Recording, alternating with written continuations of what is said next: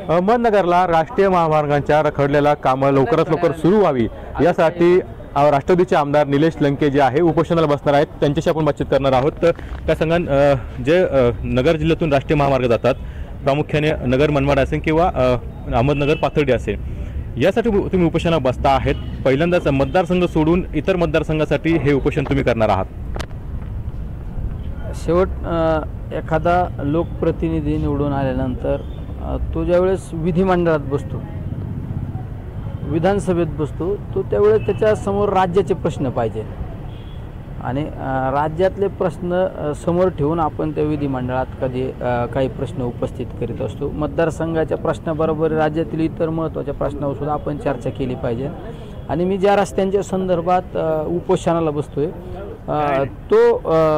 ते दोन्ही रस्ते म्हणजे एकदम माझ्या जिव्हाळ्याच्या रस्ते आहेत। त्याचं कारण की नगर पाथर्डी रस्ता हा मी दरवर्षी आमच्या नवरात्र उत्सवामध्ये माझ्या मतदारसंघातील माता भगिनींना देवदर्शनाला घेऊन त्या ठिकाणी जात असतो आणि पाथर्डीमध्ये मोठा देवी हे देवस्थान आहे आणि ते माझं श्रद्धास्थान आहे। त्यामुळे त्या तालुक्याची आणि माझी एक वेगळी कनेक्टिव्हिटी आहे, एक वेगळं नातं आहे, एक श्रद्धेचं नातं आहे।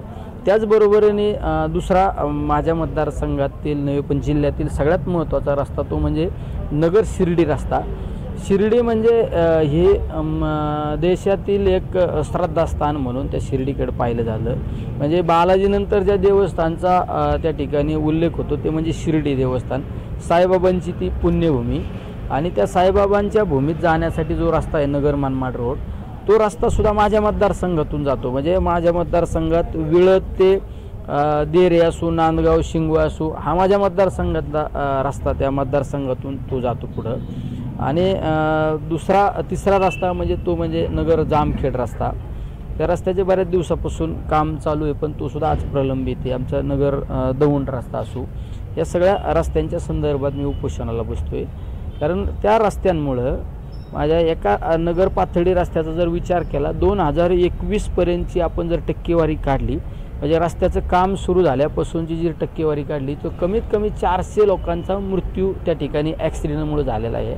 माझ्या दुसरा नगर मनमाड रोड आहे जो शिर्डी मार्गे जातो, त्या रस्त्याला सुद्धा तुम्ही जर टक्केवारी काढा, त्या रस्त्यात सुद्धा एक 200-250 लोक त्या ठिकाणी मृत्युमुखी पडलेले आहेत, कुटुंबाचे कुटुंब त्या ठिकाणी गेलेले आहे।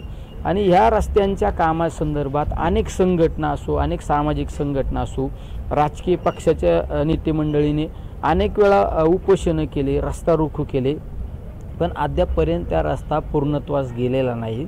ज्यावेळेस एखादं आंदोलन झाल्यानंतर त्या ठिकाणी त्या संबंधित डिपार्टमेंटच्या लोकांनी एक काहीतरी काम सुरू करण्यासारखं दाखवायचं आणि परत 2 दिवसांनी काम बंद करायचं। पण ज्यावेळेस तुम्ही आता उपोषणाला बसतायत, पण ह्या रस्त्याचं काम आता मंजूर झाल्याचं खासदार सुजय विखे म्हणतात, लवकरच हे काम देखील सुरू होणार असं त्यांनी म्हटलेलं आहे। काय असतं, कोण काय म्हणलं मला याच्या खोलात जायचं नाही, मी त्या गोष्टीला महत्त्व पण देत नाही।